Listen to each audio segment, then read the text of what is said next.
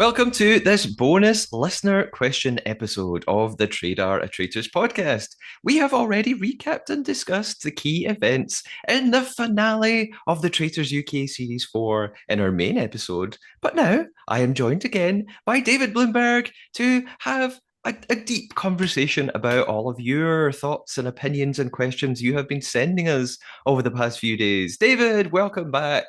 Tell us Thank about, you. tell us about you. Okay, yes. In case of all the episodes you've decided to jump in on, the question and answer one is the one.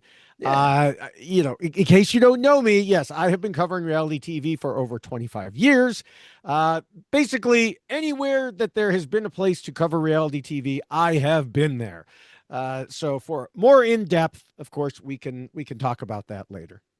Yes. And I'm assuming if you're listening to this episode, you listened to our main recap episode for the finale of Traitors UK, which means, like Dave and I, you must be desperate to find out what we lied about in that episode because I think we told each other a lie. We were playing the Traitor.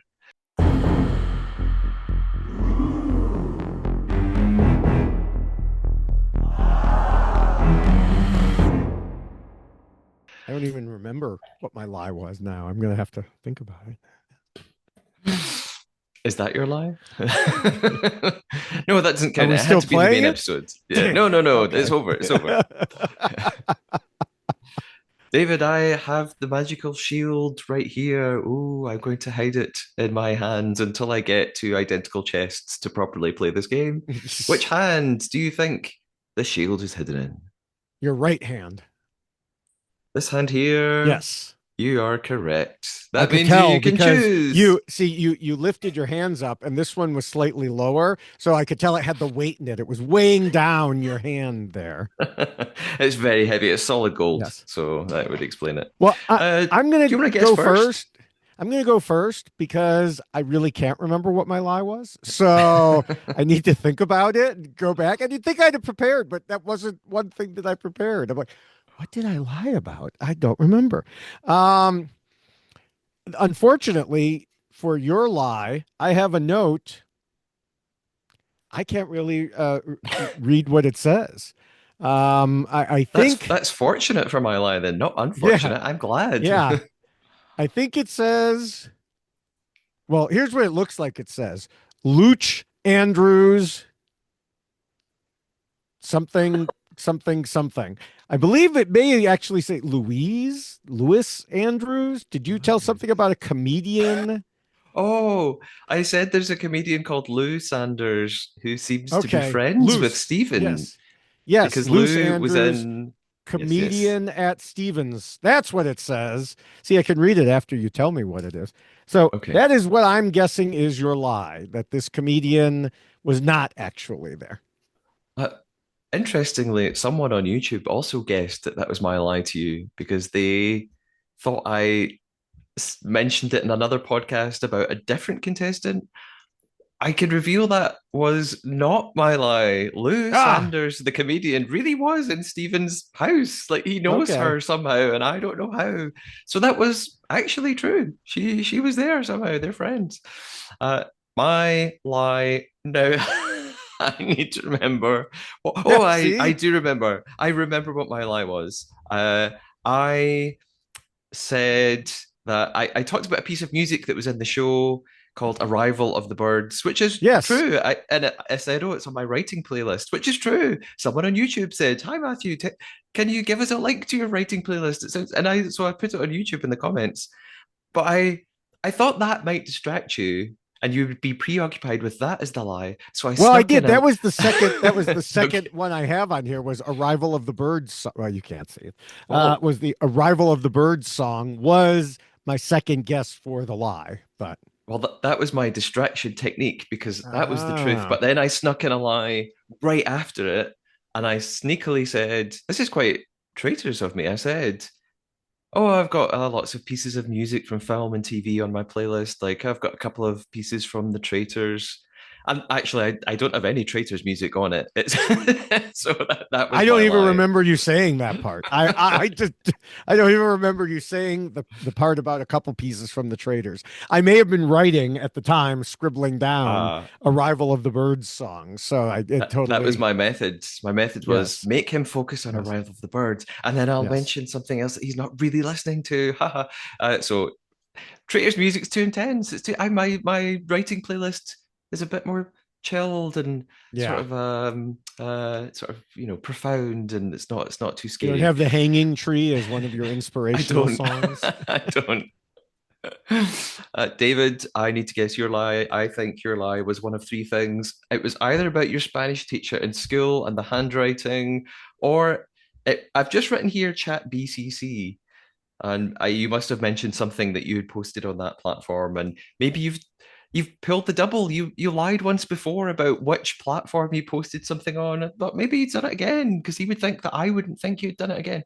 Or it was about one of your TikTok videos only gaining one view in the past few hours or something. I'm gonna go for the TikTok video did not get one view. That was a lie. That was the truth. Although Uh, by the time we were done recording, it was up to two. oh, oh, it's doubled. Yes. No, all of those things that I were the truth. As a matter of fact, I Okay. saw you writing when I said chat BCC. I saw you writing something and I was like, "Yes, go for that one."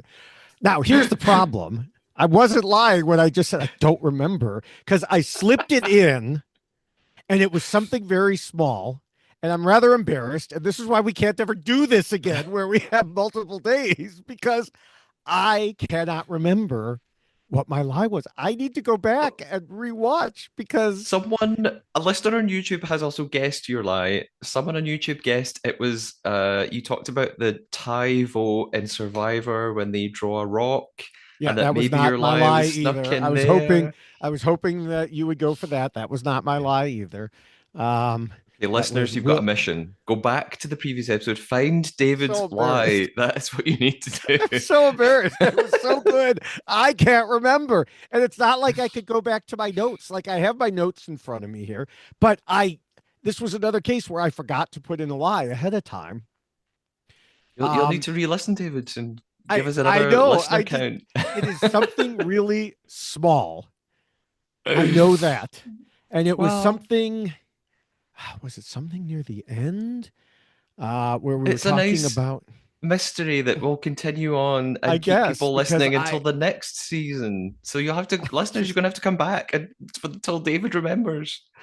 I Well, what really can't remember. maybe it'll come back to you while we're talking today. It's possible. Um, It's possible.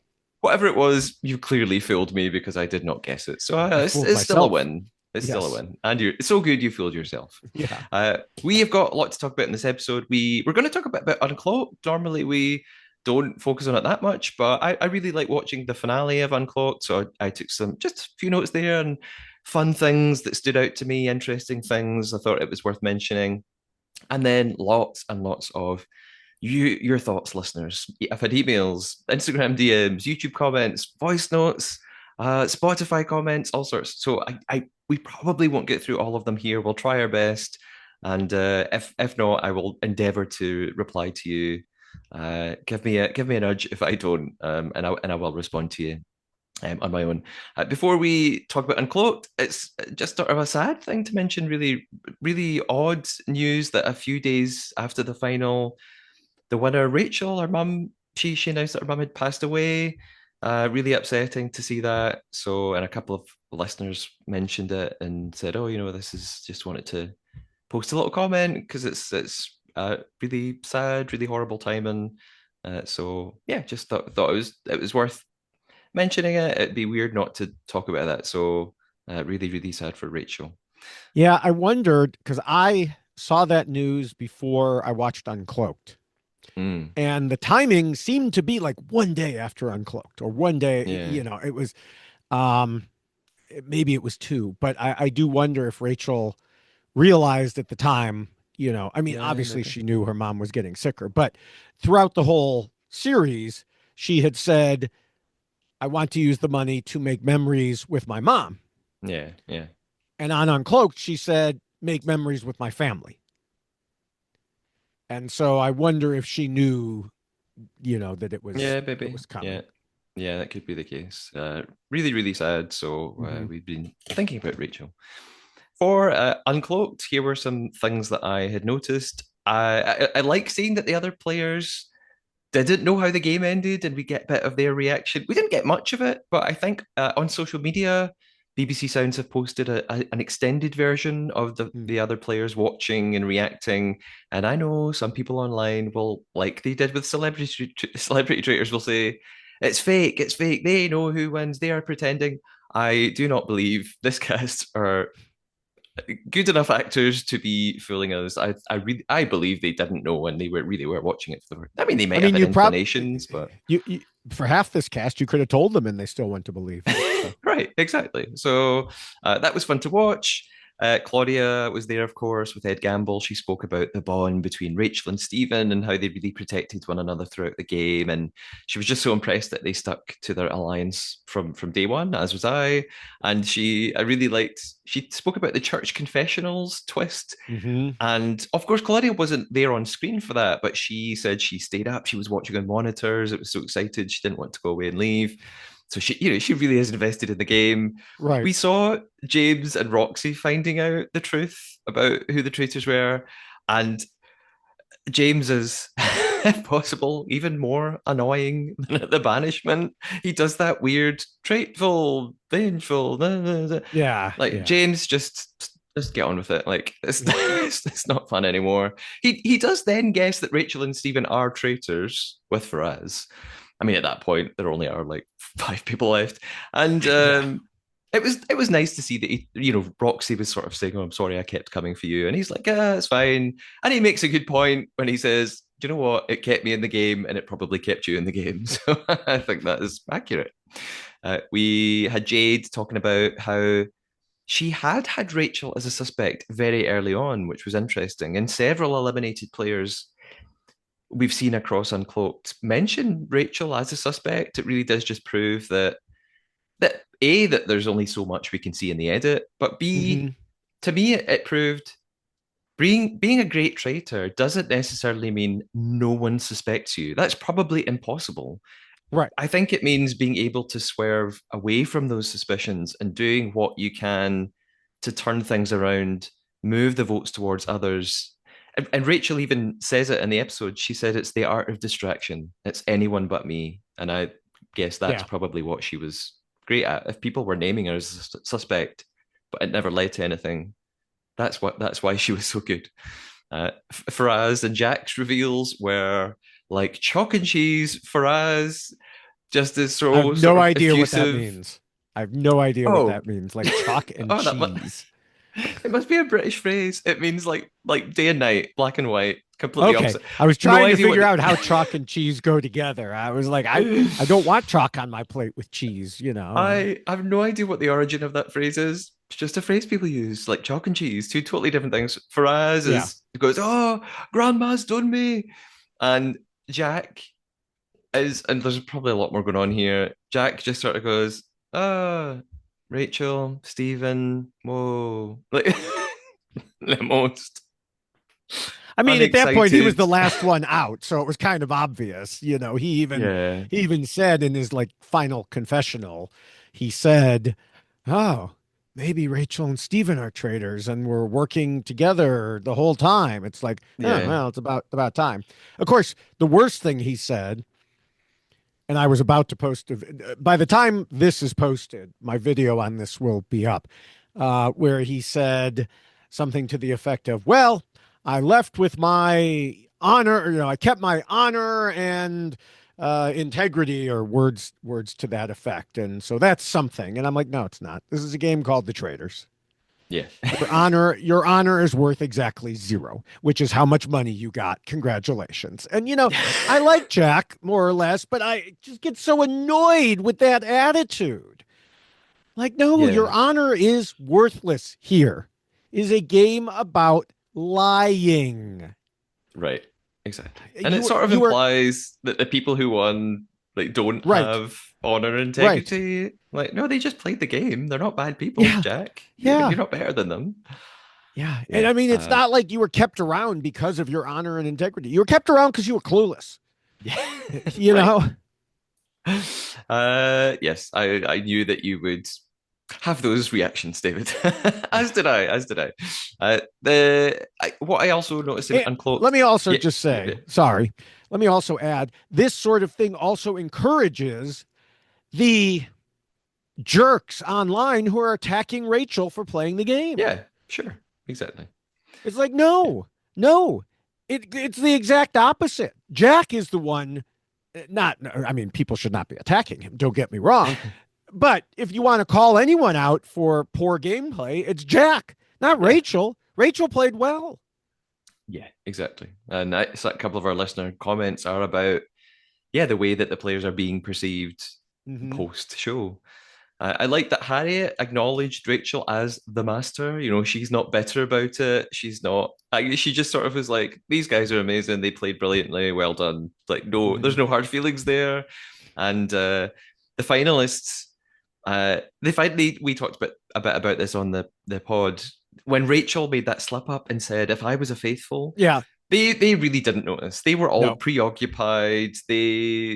Likewise when Stephen earlier in the show had slipped up at the round table and said, "I was thinking about this last night," and then he sort of went, "This morning." No one noticed. They seems like they say make mistakes all the time. It seems like a big deal to us in isolation. Those little phrases in the middle of Right. 20 people talking just it doesn't get any attention.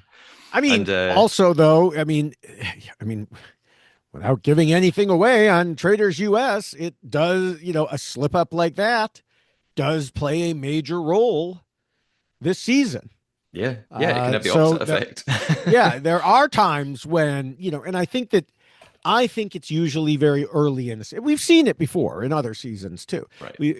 I think it's early on when they have nothing else to go on, Yeah, yeah, as exactly. opposed to later in the game. But we've Right. also seen slip ups in other seasons where someone literally said, "What was it? Was it Australia where one of the traders said something like, 'I'm a traitor. I mean, I'm a faithful,' or Could have been, something yeah, I like think. that." Yes, yeah, it was Australia. Yeah, yeah, And they just blew it off. right. Exactly.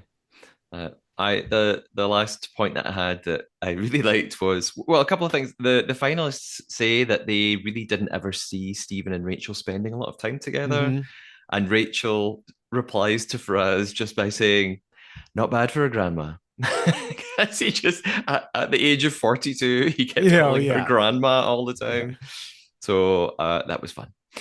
Uh, I've got to start off with a couple of voice notes. I'll play the remainder of our voice note from celebrity listener, potential future prime minister, fan of the pod, Zack Polanski. I played a little bit of Zack's voicemail in the main episode, but I'll play the remainder of it now. Zack talks about his favorite moments, his favorite players, his overall opinions on the series. Let's listen to that. Favourite moments I absolutely loved. I mean, best probably moment in Traitors history was Harriet storming into that church, just like cheering her on, and like the sheer excitement of seeing her that close to a traitor and being so confident and being so strong about it. And my voice is not shaking because I'm scared or nervous, it's shaking because I'm angry. And then to see it go so badly wrong so quickly was just incredible entertainment. I was going to say you can't script that stuff. I love scripted TV as well, so respect to the writers, but that's when reality TV is at its best. Favourite mission was probably actually unusually the portrait one, where they had to look at a portrait in one room, explain it to the other group, and then the other group had to act it out, which created that incredible milking moment with Faraz and Jack. I don't know if I'm over some of those physical missions, because very rarely do they like create something new or a moment that you all talk about, whereas those kind of missions that are created to provide the comedy vibes feel like that's the better place to go. I'm not sure about the breaking the glass to talk to the traitor, despite the fact that Harriet created that moment. It seemed an odd cliffhanger in terms of we were waiting to see what these two questions are going to ask, but in reality I don't think there were any like questions that could result in something consequential when the traitors could just lie. I know, again, Matthew made it he made it really exciting by saying, you should seduce me. But actually, in the end, it didn't really result in anything. Favourite faithfuls, without a doubt, Jessie, who was just so lovable every time she was on screen, and her Uncloaked episode was pretty great. And then Faraz. I mean, Faraz just to be so quiet the whole season, apart from just, seeming to be having a good time, being really chilled, and then towards the end turning into an amazing traitor hunter, although clearly not that amazing, or you would have won the series. What a phenomenal season. And when I get time, because things are a little bit busy at the moment for various reasons, I will try and catch up on US Traitors, and I'll be making sure to catch up on the Traitors podcast too. Have a great time. I don't like that the Traitors' cloaks are green, but we can talk about that for another day. Have a great day, everyone. Thank you for that, Zack. And if not future Prime Minister, future co-host of the pod, once or twice, perhaps, I think. And if future Prime Minister, I'm free to be, minister for podcasts or something, like some role in government, perhaps. There we go. There you go. I've also got a voice note from Maria. Maria joined us a couple of episodes ago to co-host with me, so she sent me a message with her final overall thoughts of that big finale. Here we go. This is Maria. Hey, I absolutely loved that. I mean, to think that Fiona even told Rachel, I'm going to throw you under the bus and tell everyone you're a traitor because I don't think you're sticking up for Stephen enough. And then here we are, and Stephen telling Jack, don't worry, it's not going to happen where the two of us get to the end and then I reveal to you I'm a traitor, because he didn't take him to the end. He dropped him before that. It was absolutely incredible. I loved the way that they were able to get a majority with just the two of them, because they split Faraz and Jack's votes. Just really, really great duo. It shows that a strong traitor duo is very dangerous to the faithful, and you want a turret that is divided if you're going to be on the faithful team. And I absolutely loved this season. I loved this finale, and I love these winners. I was on the edge of my seat for the last two episodes, and it was great. Best ending. Thanks for that, Maria. And that sort of leads nicely on to maybe the next section. I've got a whole bunch of questions and comments just about the finale in particular, and about Rachel and Stephen making it all the way. David, maybe you could start us off, actually, because I think you have a question from Blue Sky. It's sort of a request on Blue Sky, actually. Yes. And that was, I think, by the way, what you wrote down for my lie was I had said I saw a comment on Chat BCC. Yeah. And you might have thought, oh, he's doing the reverse, because last time he said he saw one on Blue Sky and it was actually on Chat BCC. So I did consider doing that. In the moment, I did consider making that my lie, but I know I didn't. It was, so yes, 9A on Blue Sky said, pretty please, can we get a passionate David Bloomberg why blank lost segment on how Jack and Faraz didn't keep their end goals in mind with their votes in the final? Not voting in tandem with the person you want at the final two was definitely a choice. And yeah, I mean, sorry, I can't give you a full, impassioned go at it here. But yeah, we talked about it somewhat, but yeah, I don't understand why they weren't voting together. And I believe we kind of hinted at this in the other previous podcast. Yeah. I think that Rachel and Stephen were just so good at divide and conquer that they somehow managed to get, Faraz was convinced Rachel wasn't a traitor. And so, she got him to vote one way. And then Jack, I don't remember the details of why he didn't, but yeah, they just could not get on the same page because they didn't know what page to get on. Yeah. They had the much better players of Rachel and Stephen messing with their heads.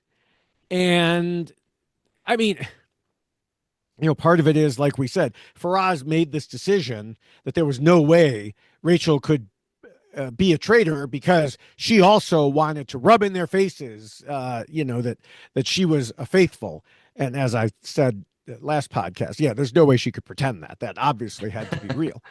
So yeah, they just convinced themselves, and then the problem they had four people, and they would talk to each other, and that's the part of the edit we saw, and then they would talk to the other two, and we would only see snippets of that, and so that kept up the suspense for the vote.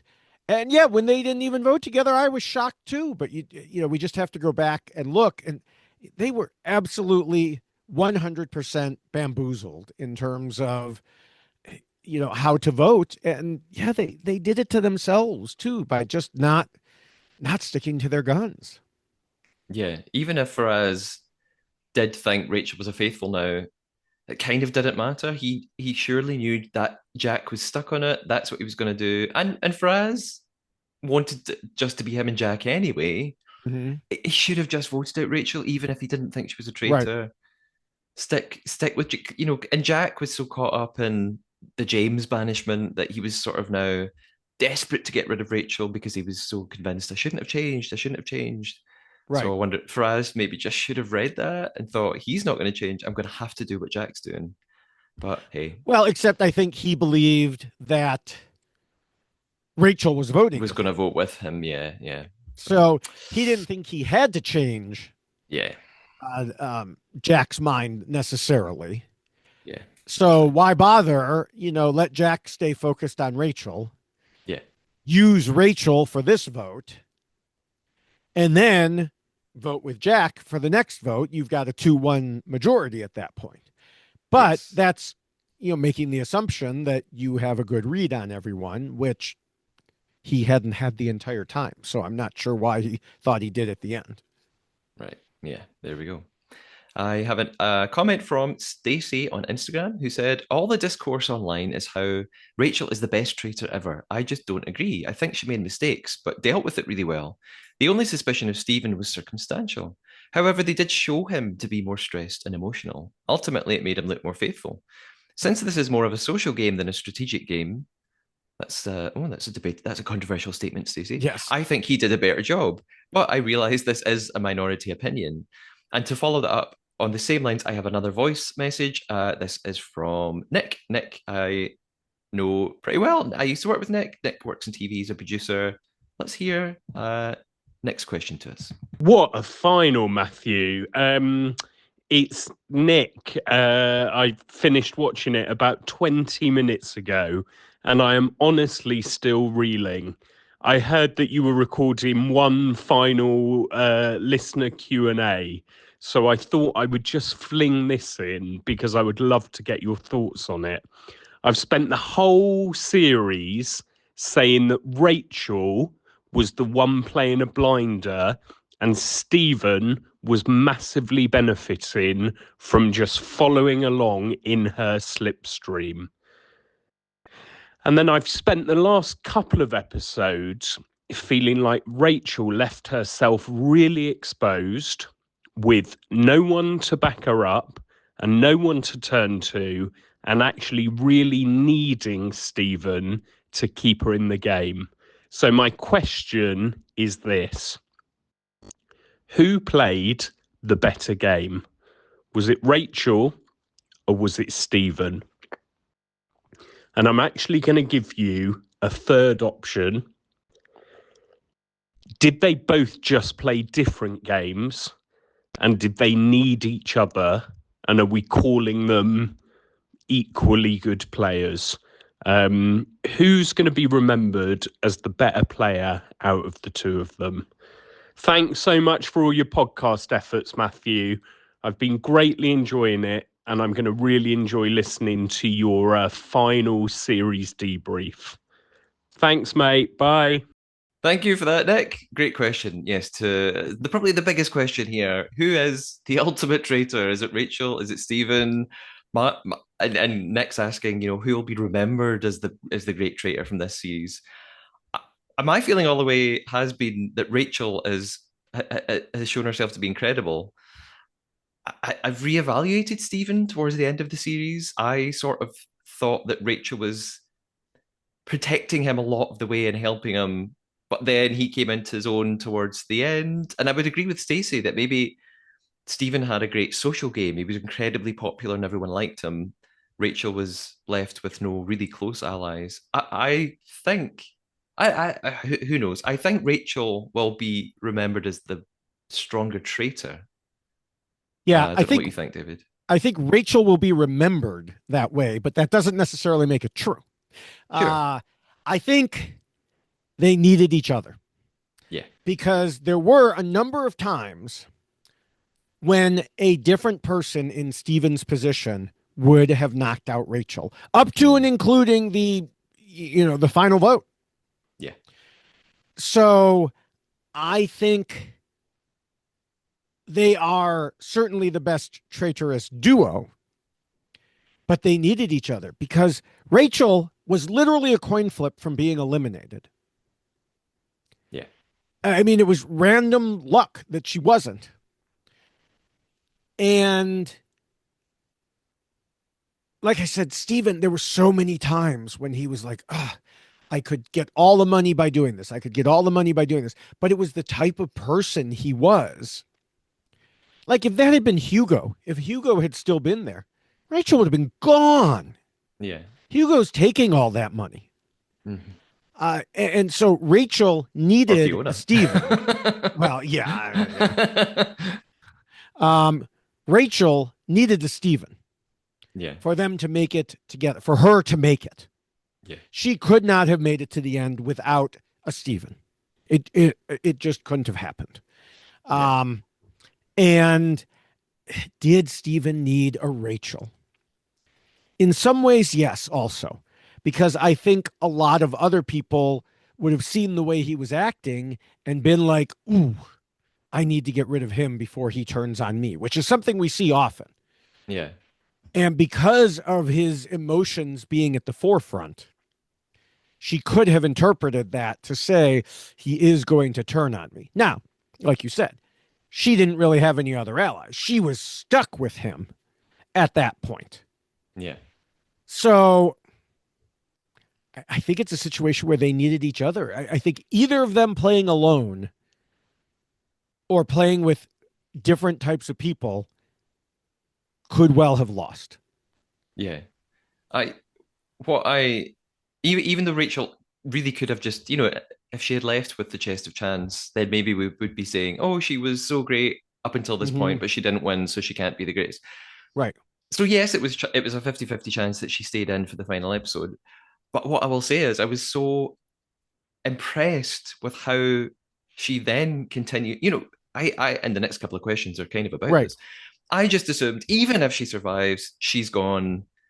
And it just didn't happen. I know Stephen helped, but I thought she was so remarkable in the way that she defended herself at the next round table, the way that she flipped. We talked about this in the last episode. The way that she was able to say, no, the fact that I don't have any allies left shows that surely I'm not a traitor. And I think they bought that. And the way that she continued to she was determined to do whatever she could to get to the end and convinced Faraz suddenly that she wasn't a traitor just by using the right fake story. And I'll just pretend here's what I would have been feeling if I was a faithful. And Faraz thought, yeah, that is something a faithful would say. So I think I was more impressed with Rachel's lies, the way that she explained things and the way that she wiggled out of suspicion. And Stephen maybe had a better social game and used his used his position of power to save Rachel, which he didn't have to do. I think she played very well. And I think Stephen played very well. The difference is Stephen wore his emotions on his face, much like Alan Carr. Yeah. And they're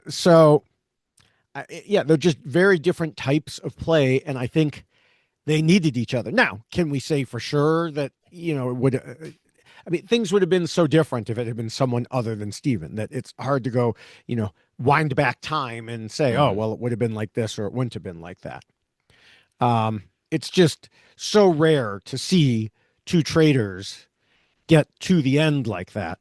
which, by the Yeah. way, we have news that Magiker was incorrect about. Uh, in two Yes. series, two series he didn't know about that Traitors ended up doing Split or Steel, international series. So thank you to our listeners for pointing those things out. But it's still very, very rare. Yeah. Yeah. And I think you needed specific personalities to make that happen. Yeah. By the way, I'm not drinking out of my Trader mug today. I'm drinking out of my Castle glass with poisonous green Yeah, traitor drink. it does look very Ooh. poisonous there. It's it's I don't know. I thought it looked spooky and mysterious and castle-like. So cheers to the final. Cheers to the winners. I've got a couple of questions about the chests of chance, which is still part of the final Mhm. episode. We got the reveal of it at the start of the final.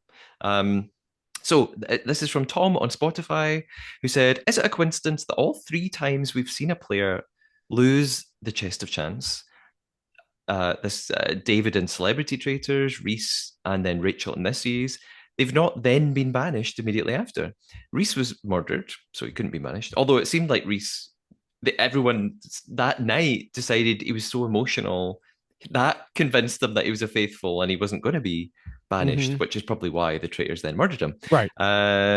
You would think this would make them an easy next banishment, but we've seen the opposite effect, where they're almost cemented as more faithful by coming so close to going out. Would love to hear your insight on this.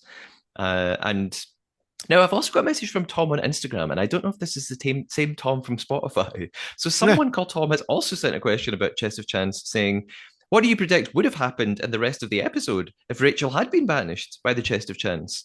So, firstly, why do people, after escaping the Chest of Chance, then not get banished straight away? And then, do we have any predictions? How would it have turned out if Rachel hadn't been there? I, I mean, we see this in other close votes too. Even if it's not a chest of chance situation, we see it Yeah. where it could be like 6-4 or something. And then the next time they'll be like, see, I was cleared. This person was, especially if it's a traitor who ends up getting banished. Yes. Yeah. But I mean, things just change so much in that place. And I mean, sometimes there are situations, I won't mention the recent season for fear of getting yelled at, but where, yeah, they latch on to someone in the first episode and they hold on to it. Yeah. That they won't let it go for whatever reasons. And then there are other times when, yeah, they point to someone and say, you're a traitor, and then something happens. And it's like, I mean, it could be anything from their reaction to it. Like that was definitely it with Rachel, her reaction, and the fact that she only really had to convince one person at that point. Yeah. And she convinced that one person. So, with the larger group, it's just things move so quickly. And if you're in the minority side or even in the tie side, then things can just happen the next day. Do I think they should? No, not usually. They should, unless something drastic changes. Then yeah, they should keep after that person and be like, okay, well, it wasn't one. Let's go for the other. But usually Yeah. when it's a tie or a close vote, they are factions voting there. And it's Yeah. hard to bring those factions together. Yeah. I think it also just highlights how flimsy sometimes the reasons for voting are, or like how little they actually have to go on. That even though someone can get almost enough votes to be banished Mm-hmm. one day, but yeah, you kind of said this, hours later, by the next morning, enough other things have happened that it's enough to make people forget, move on to new theories. Yeah. It just sort of proves that any reasons they had for voting that person last night weren't important enough to stick with them. And recency bias, new things take over. Mm-hmm. For the second question, it was just a prediction. What might have happened had Rachel gone? It's really tough to say. Yeah. Well, she would have stood up and said she was a traitor, so they would have been celebrating. I wonder if that might have made James look more faithful because they thought, oh, it was her, it wasn't, even though it could be both of them, of course.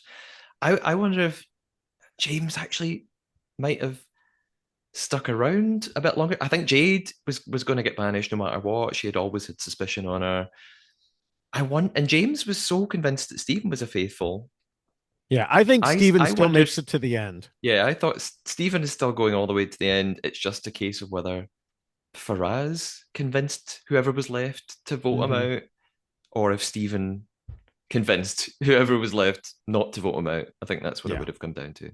Yeah. You mentioned the splitter steel scenario a minute ago, so I've actually got notes of people who've corrected us on that, and then a couple of questions about it. So Harry, hi Harry, hi, listens a lot. Faithful listener said, I know in Norway this year, two guys shared, but they did have to vote for it. So apparently it was splitter steel still happening in Norway.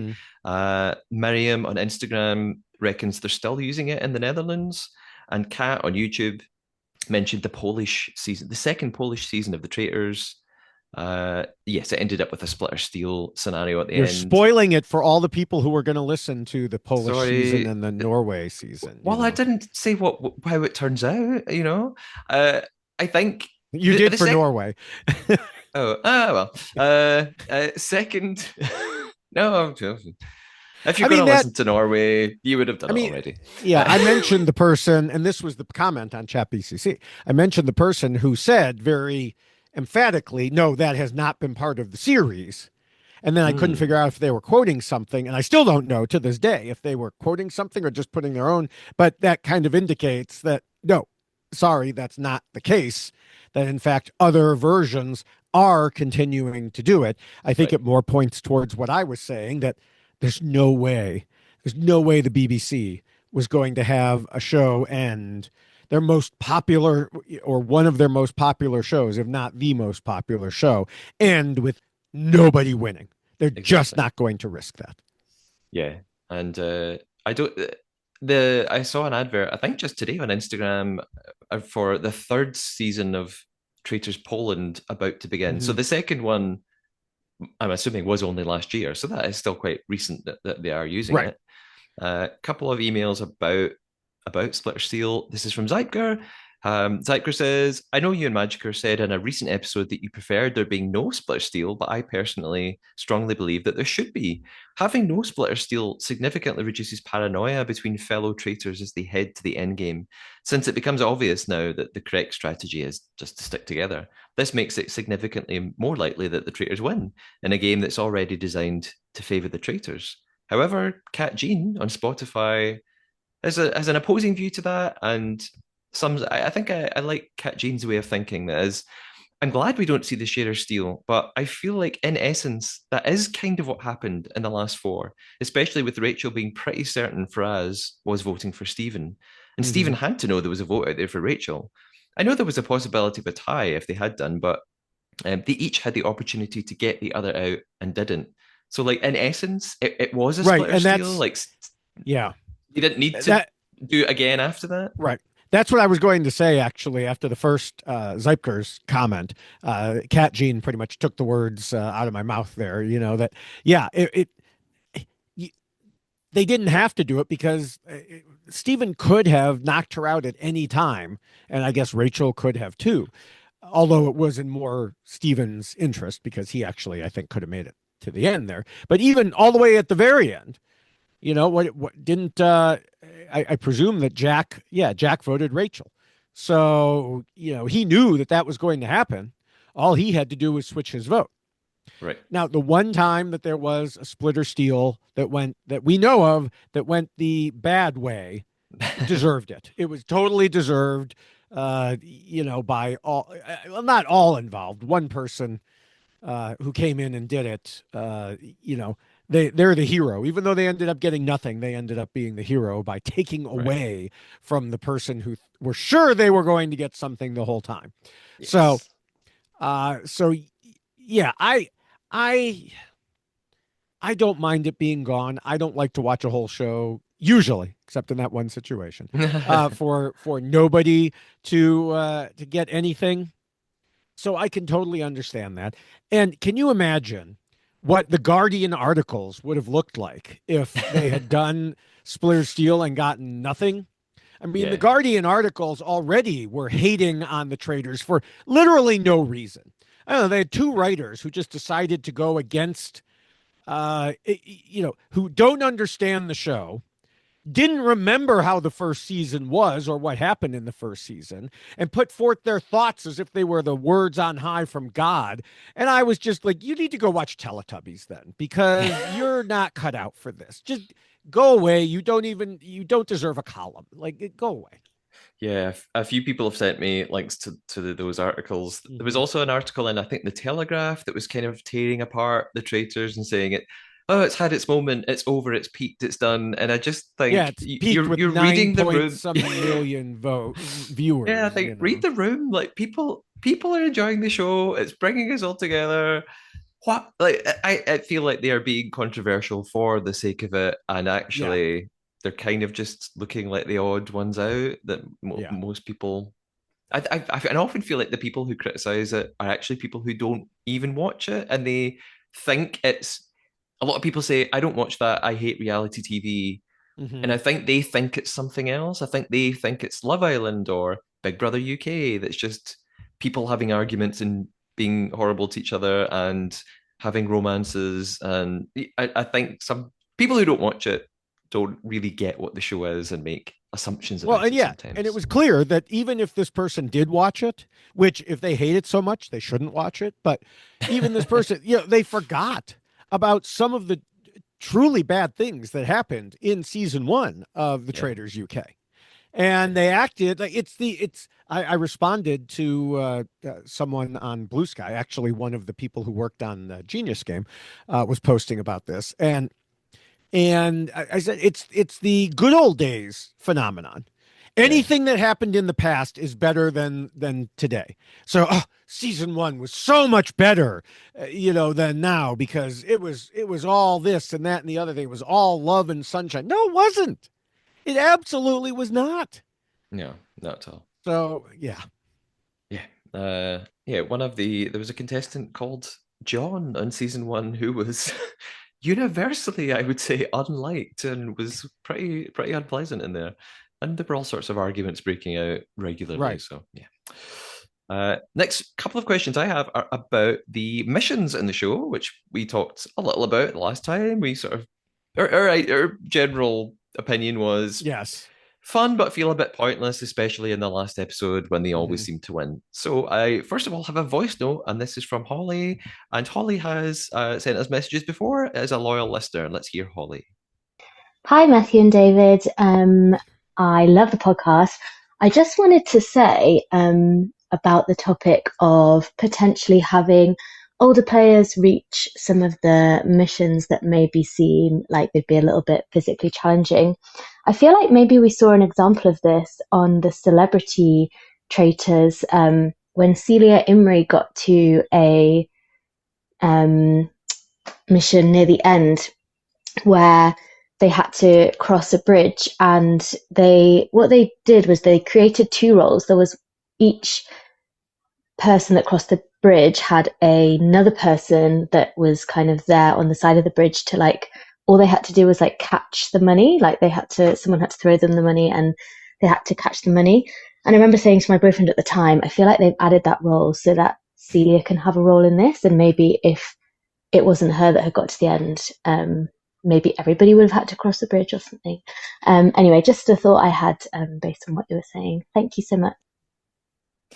Thanks for that, Holly. And sort of in line with that, I've got a message from Paul on Instagram who says, I keep wondering if instead of running and jumping missions, they should play parlor games or games that involve bluffing. The winners of those games could get shields, for example, and players over 50 aren't disadvantaged. They can, Mhm. oh, what are you saying about people over 50, Paul? How outrageous. They can do them outside if they want to enliven the visuals. And of course, they can add money to the pot as part of it. So yeah, a couple of thoughts there about how they I, might alter games for players that aren't going to be able to abseil down dams and stuff. I mean, the other thing they can do is just what they did in. Yes, I'm going to talk about the Traitors US. Alert! Alert! Yeah, there was one mission. It was the same mission that was in the Traitors UK. So I'm not giving anything away there. Where they were pushing the thrones, Yeah. and one older contestant, the oldest contestant of the season, was seen in a couple of quick shots and then disappeared from the rest of the mission. Mm. And it was like, wait, where did they go exactly? And I'm Yeah. sure what happened was they got excused from it because Yeah. there was no way they were going to be able to keep pushing that thing, especially when they got to the uphill portion and stuff like that. So Yeah.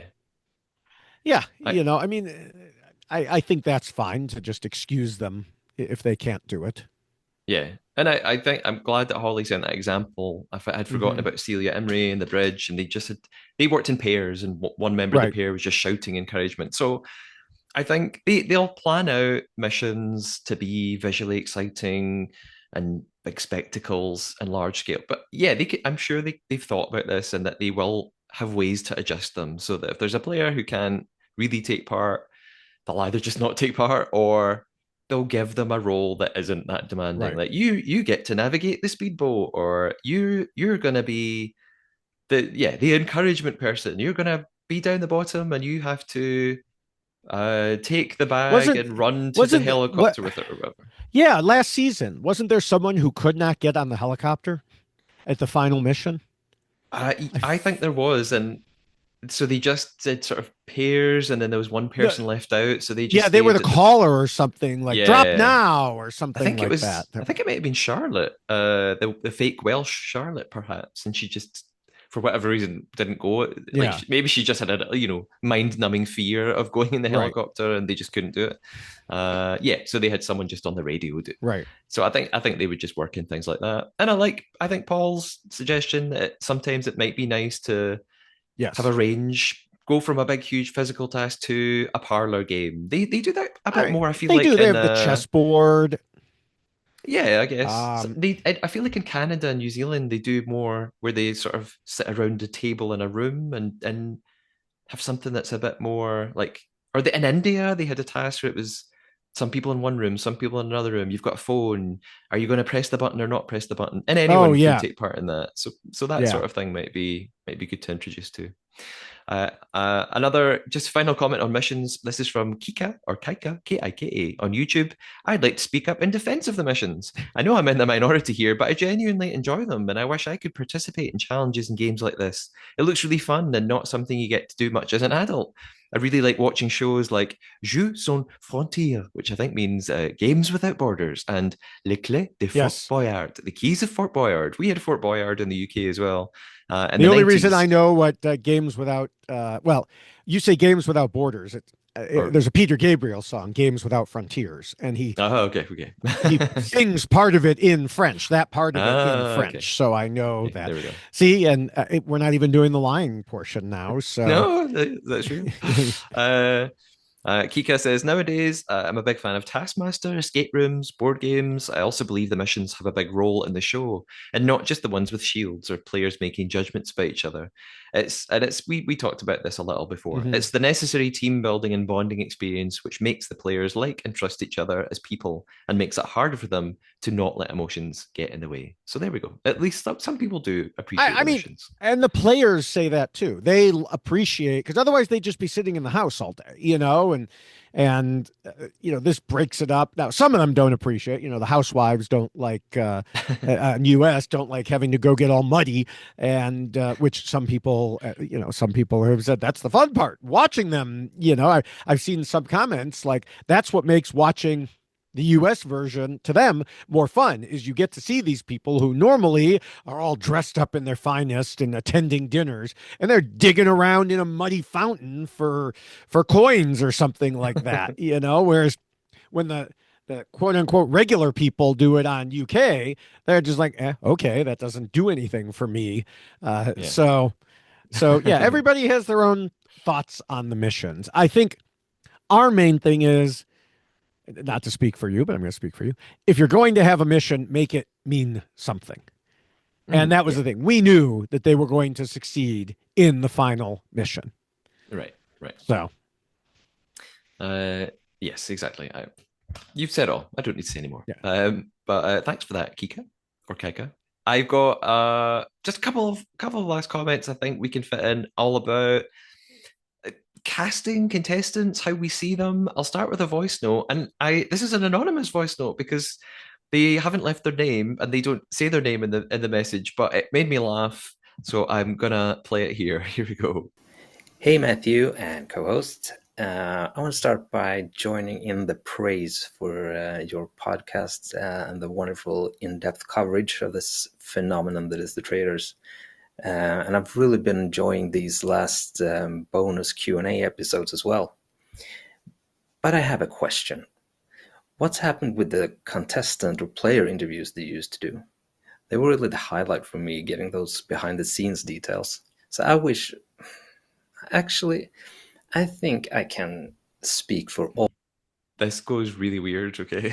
of your millions of listeners here. We really implore you to...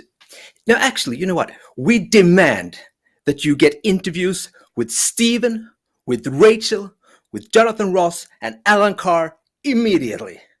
I guess that's all from me then. I mean, us. Sorry about that. Love your work, guys. Have a good one. Thank you. Why do I feel like that was like Magicer putting on a voice or something like that? I don't know why. I just feel like it was Magicer putting on a voice there. I don't know. If it was, maybe he's pulling some sort of stunt on me. I don't know. Or maybe it's Stephen. Maybe it's Stephen putting on a voice and asking to get interviewed.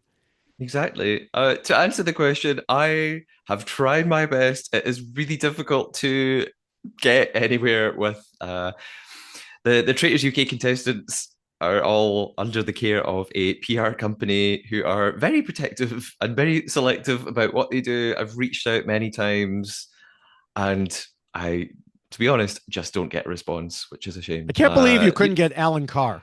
Come on, he should be the easiest one in the world to get, I know. Well, I mean, do you know what? It's ridiculous. I managed to get Zack Polanski to send us a voice note and all of his thoughts and tell us how great he thought we were. And I can't get some players on a reality show. But I did want to use this opportunity to say that I have been interviewing some of the Traitors Ireland contestants, and I'm going to upload those this week to YouTube and all the podcast places. So if you're watching Traitors Ireland, which you can do if you're in the UK, it's on BBC iPlayer, go watch it. You can listen to my interviews with those contestants. UK people, I'll keep working on it. I'll see what I can do, but it's not for lack of trying. That's what I will say. I have probably a final email for now, and again, I'm sorry we can't get through all of them. I'll try and respond to everybody. This is an email from Stacey. I don't know if this is the same Stacey from Instagram or not. It says, this season and past, fans have been really hard on some of the faithful for not doing enough and just being there. But time and again, we hear from them and their castmates in post interviews about how they were aligned, how much they were doing in the castle, who they suspected that we weren't shown. I've obsessively listened to many podcasts and interviews with Traitors casts from around the world. From what I've learned, their schedule is, and Stacey's detailed a whole list of bullet points. I won't read them all, but it's wake up, get ready in a hotel room, escort to drive to the castle, wait in designated area, breakfast, and on it goes all the way up to escort to drive alone, get ready for bed. Keep in mind, during all of the social time and some of the not filmed time at the castle, they're also being pulled to do their one-on-one interviews. Also, during the times they're not being filmed, no game talk is allowed, though according to some prior players, it does happen. There's so much happening with the faithful that we don't see because of lack of time. In the UK, it's highly possible that Reese did tell people about Stephen and Rachel being at the painting, and production just didn't want us to see those discussions. Maybe he will eventually say. I saw a cryptic Instagram post of his about it. I think we need to give more grace to the faithfuls and, one, wait to see how their story unfolds as the cast shrinks, and two, listen to their point of view once they leave. People have been so harsh on podcasts and online. It'd be great if we could focus our critiques on what's shown instead of making assumptions about what isn't shown. Thank you for your podcast. I love to listen and love the new segment. I thought that was a positive way to finish. I agree with Stacey. Yeah. We are privy to only so much, and it's very easy to say they are all idiots. How can they not see the obvious? Right.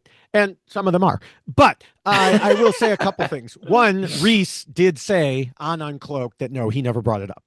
Okay. So he did mention that, and he gave his reasons for it. Like that was the day of the early banishment, and then they went to the mission, and other people's names were being brought up. So he didn't even want to put out there that he was near the family tree thing Yeah. because Yeah. he would have implicated himself by mentioning that the other two were there. There was already focus on other people, so he was like, I'm staying out of it. Yeah. So he did say that on Uncloaked. And yes, there is a lot of things we don't see. One thing that we have complained about is UK and US in particular don't show a lot of the gameplay.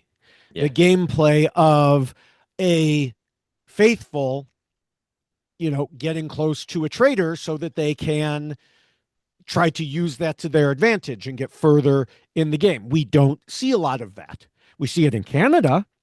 We see it in some other ones, but we really don't see it as much. Occasionally some things about it, but not much in the US and UK. And so, yes, that part annoys me that there is gameplay we don't see. Mm-hmm. But part of our job here, what I see our job is trying to figure out what we don't see. Like, okay, and that's something that I've done throughout all of my years of covering reality TV is the whole point of my Why Blank Lost is that I do go beyond what's shown on TV. I dig into interviews, I dig into secret scenes, I dig into little bits and pieces to pull together the puzzle that was not shown on TV. And that's often the case, that what I say just clashes directly with what we saw on TV. Like I was just a perfect example. I have mentioned in our, social media promo stuff that I had another podcast coming out in advance of Survivor 50. Well, that came out yesterday, and it's for a player. Her name was Stephanie. She was on 3 previous seasons of Survivor and 1 of the Traitors US. And she, in one of those seasons of Survivor, the show made it seem like she was voted out for doing poorly in a challenge. But when I interviewed her at the time, she said, we were so far behind on that challenge. I could have been Superwoman. And, there was no way we were ever catching up. And so, in my column at the time, I had to look at why was she actually voted out. And it was for these other reasons, which were not shown as clearly. Yeah. And so this is what we do here as well to some extent. Okay, what is going on? I mean, we don't dig into it quite to that extent, but and then on top of that, yes, there's a lot that isn't shown. Like for a long time, we only see them eat breakfast and dinner. I'm like, do they not get lunch? What happens to lunch? And then in an interview of the most recent US player, it was brought up. And this was something this person was not supposed to talk about, I believe, but he or she did, and said that one thing we didn't see was another player was attacking them for things that happened during off-camera time, like when they were eating lunch. Mm-hmm. And production kept telling this other person, stop it. We can't show that. We're not recording that. Yeah. But they kept doing it. And the person who got banished was very upset about that. That why are you still allowing this person to do that? That was happening during downtime. So yes, they eat lunch off camera, and obviously they're not supposed to talk game, but there were certain things that was happening about they didn't like the way this person was acting during lunch. And I don't want to go into much more detail than that, but so yes, there are these times that things happen that do have an influence, but are not supposed to have an influence. And it's hard sometimes to figure all of that out. And so anyone who wants more of that, I'll have a mini Why Blank Lost coming out later today. At some point later today about that person. And we'll go into that interview a bit more, but it was a very interesting interview, which is probably why the rest of the interviews were not so interesting. Because I think that Peacock came in and said, you cannot talk about that. But that's also why it would be great if I could interview the Right. UK contestants. So UK contestants, if you're listening, harass your PR people. Say, I want to go on the Trader and talk about it, and we can ask all these questions. David and I have got a couple of cool things to tell you about. It might be nice to just wrap up with a few. These aren't questions, they're just comments from people on how much they enjoyed the final. This is from Ink Edge on YouTube, who says, "This has become, I think, my best Traitors season ever. Like this. This is so good. The gameplay, the social interactions, right balance of gameplay and emotions, not to mention the gameplay of the Traitors, especially Rachel. She's just an amazing traitor. The amount of hills that she has to go over, um, with them both helping each other when needed." Uh, and Tom on Instagram says, I think this may be the same Tom that sent another question. "The Traitors finale feels really different from the others. It might simply be there are more eyes on it this time, but from what I've seen, there's been such a huge outpouring of love and emotion that Rachel and Stephen stuck together and won together. I know it's only reality TV, but this show taps into the human condition like nothing else I've ever seen. Thank you for the podcast to accompany the month of episodes. The wall-to-wall coverage really adds to the experience, like it's genuinely the World Cup or something." This is an email from Jack, JAC. "Yay, Rachel. I didn't think she'd be able to pull this off after where she sat at the end of episode 11, and she recovered so beautifully. Perhaps her greatest move was getting Stephen not to turn on her in the end. Another nail-biting finale. Congrats to another great season. I think I enjoy listening to the pod even more than I enjoy watching the actual Traitors episodes, which is saying something because I'm a huge fan of the show." And a couple more. Kelsey on Instagram said, I've just watched the finale of UK. The way I jumped up from the couch when Stephen voted for Haz, convinced this meant the Traitors won, just to sink back to reality, thinking, oh God, he could still vote Rachel out. The editors did a phenomenal job. I was at the edge of my seat. But when Stephen was talking about a fair and honest game, I knew who he voted for. But the suspense was killing me. I love this outcome so much. I almost cried when Stephen's voice broke for reasons that will become clear. When the Traitors and Claudia started crying when she announced, I cried anyways. And Chelsea said Rachel was the best traitor. This was an email. The best traitor I've seen and deserved the win. I'm so glad Stephen did the right thing. I think you also have to take into account that if he'd taken the money for himself, public opinion on him would not be good. It's better for his post-show career to have shared and been the good guy to his fellow traitor. It's more of a feel-good story. It is a feel-good story. I don't know that he's going to have a post-show career, but yes, I mean that, I do think that may have been going through his mind as well. That how I had the exact same thought. Yeah. When I was watching those final moments of the finale, I thought, if he betrays her at the end, it's not a good look. I think he will get a lot of, rightly or wrongly, probably wrongly, he'll get a lot of backlash for this. Maybe he just wants to avoid that. Thanks for all the comments, all the questions. Again, I'll get back to anyone whose emails and messages I just couldn't get to in this episode. A few things coming up for the podcast. Again, we have covered Traitors Ireland already the whole season. I'll be putting out the interviews with some cast members this week. I am in the middle of organizing a Traitors game. I'm going to run it online for people to come and play. I'm going to be Claudia. I'm going to host. I'll give you more details once it's all in place. And I've got everything where it needs to be, so I'm working on that right now. A few people have sent emails already saying, yes, I want to do it, I want to do it. So that's great. David and I are covering, well, David has been covering Traitors US for me. Thank you, David. And this week I can rejoin now that I'm not, consumed by Traitors UK. I can return to Traitors US. So we will be back with that in a couple of days. And again, hopefully, if you're in the UK, it will be on BBC iPlayer soon. I haven't heard anything about it, but I'm sure in the past couple of years it's appeared fairly quickly.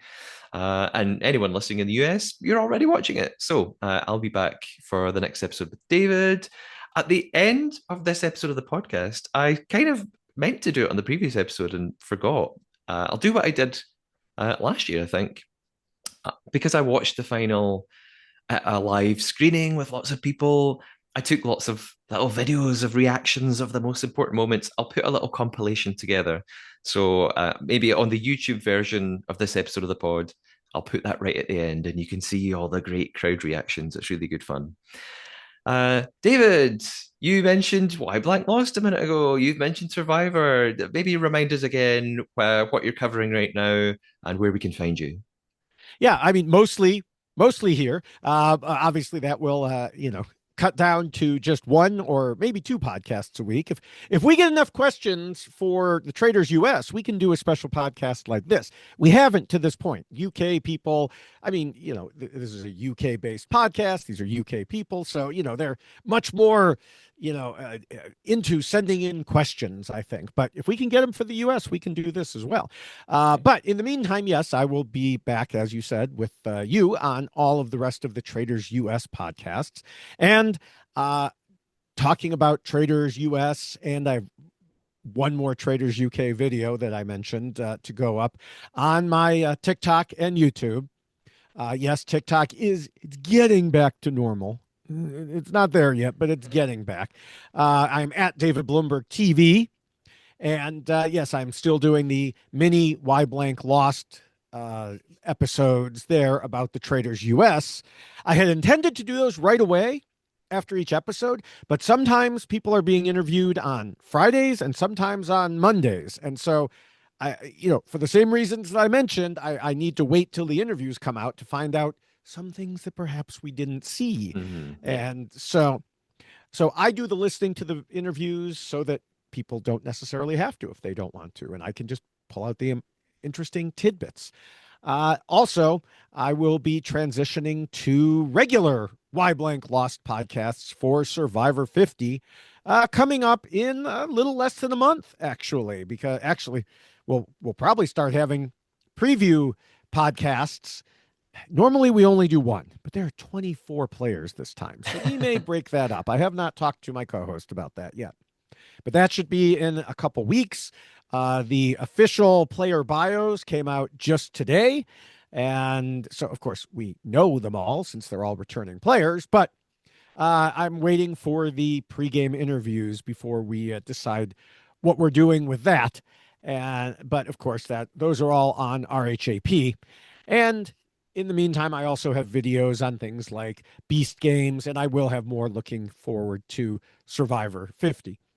You can find all of my various accounts at Linktree/David Bloomberg. Great. And before I remind everyone where you can catch the podcast on social media, I just want to say another final thank you to everybody who sent a question, a comment, and just everybody who's listened and watched the podcast this entire series. The pod has now surpassed 750,000 streams and downloads across platforms, which is absolutely unbelievable. And it's been back on the Spotify and Apple podcast charts throughout the series. So I really, really appreciate all the support. And thank you, David, for joining me for this episode and for all of the other episodes that you've been with me this season, and all my great co-hosts. It's been absolutely fantastic. We are on TikTok, Instagram, and YouTube at the Traidar Podcast. And if you're watching Traitors US, then please continue to send your questions for us that we can use on the podcast. You can email me at thetradarpodcast@gmail.com or leave a voice note like we had today at memo.fm/thetradarpodcast. Episode 7 is the next episode of Traitors US that we'll be moving on to. As always, wherever you're listening, it's great to subscribe, follow, maybe share it to your Instagram stories. Let other people know what you're listening to. Leave star ratings, reviews, whatever your platform asks you to do. And you can support the podcast in a couple of different ways. You could visit thetraidar.redbubble.com, where you could get a t-shirt like the one I am wearing right now. A couple of people have messaged me actually about seeing if the logo can be any bigger. I'm still trying to see if I can do that. I had a message a couple of days ago from someone on Instagram. I'm paying attention to it. I just haven't had time to get around to it. So I'll see what I can do. I'll do my best. But there's all sorts of things other than t-shirts. There are mugs and notepads and hats and you name it, they've got it. And if you don't necessarily need merch, but you want to just say thanks for the pod and help us keep going, there's very things that I have to pay for: the Zoom subscription, and I pay subscription to software that helps with the editing and the sound sometimes, all sorts of other things. You could visit ko-fi.com/Matthew Keeley. And thanks to everybody who has contributed across the past 4 weeks. So many people have been really kind, really generous. I really, really appreciate it. David will be back in a couple of days. Episode 7 of Traitors US Season 4. Until then, everybody, Laters, traitors. And stay traitorous. I remember my lie. I started listening back to the podcast and I knew it was near the end and I finally remembered it before I actually got to it. It was a small lie, much like yours, in that I talked about how I was watching BritBox. And that part is true. And I talked about watching a Welsh-based show. And that part is true. But I slipped in a lie. I said I always wait to catch up on BritBox until Amazon has it on sale. And it, by happenstance, was on sale this month. But it was not. I had to pay full price for a month of BritBox. So yes, that is my lie. And I really thought you'd pick up something about BritBox or the Welsh-based show or something like that. But nope, you didn't go for any of that, so I managed to sneak that lie by you.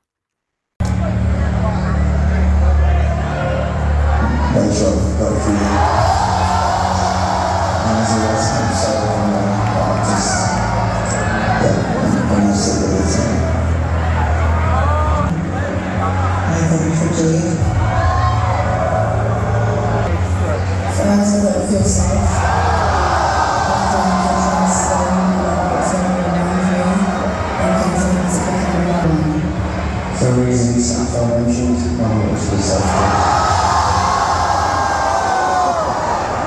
So, the vote count. Stephen, who do you believe is a traitor and why? I can't stand at that fire pit if I have suspicions on anyone.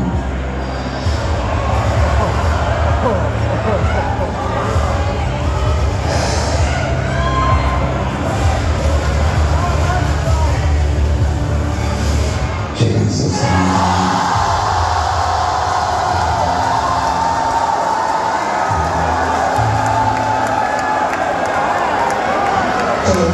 you have got Stephen.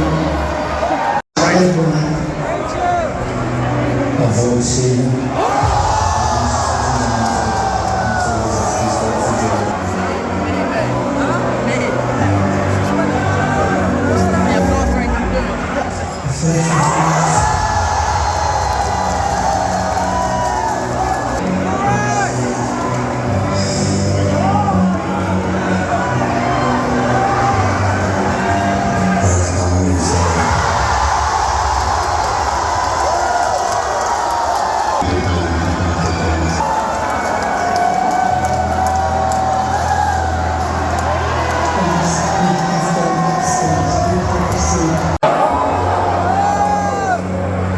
Who have you voted to banish and why? I vote for Jack.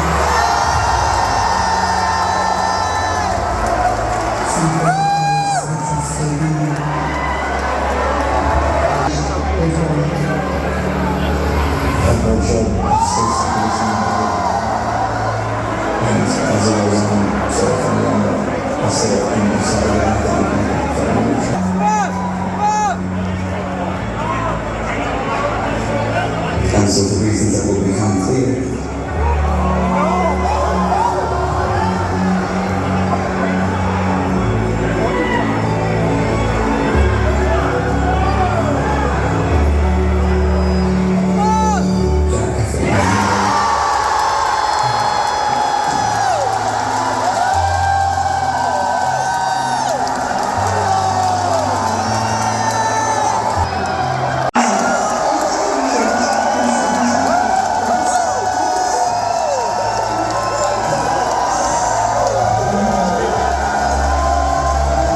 Two choices, always be faithful to each other.